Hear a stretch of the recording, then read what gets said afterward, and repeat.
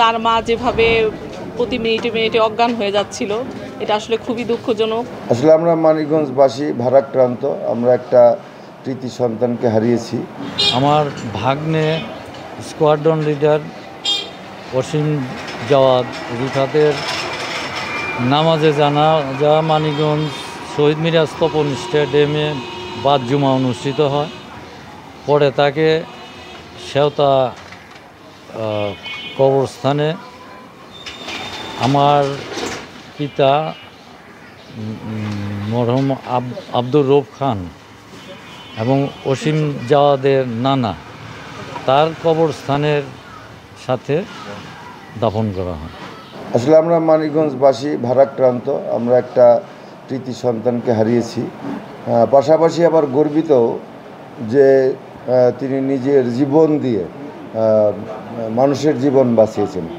যেরকম যদি বসতি এলাকায় নাম করতেন তাহলে কিন্তু অনেক লোক মারা যেতে পারতেন বা অনেক ক্ষয়ক্ষতির শিকার হতে হতো, কিন্তু উনি নিজের জীবনকে রিস্ক নিয়ে একটা সেফটি জায়গায় ল্যান্ড করার চেষ্টা করছে।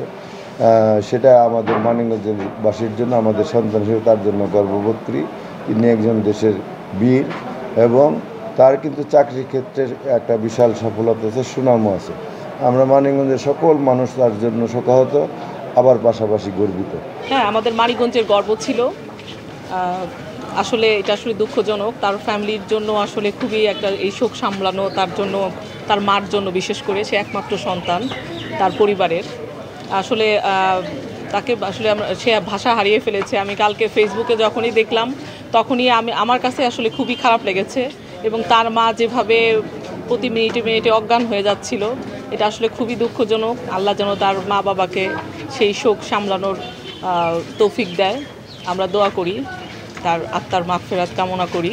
আমার মনে হয় আমাদের দেশ একজন প্রতিভাবান একজন ছেলেকে হারালো।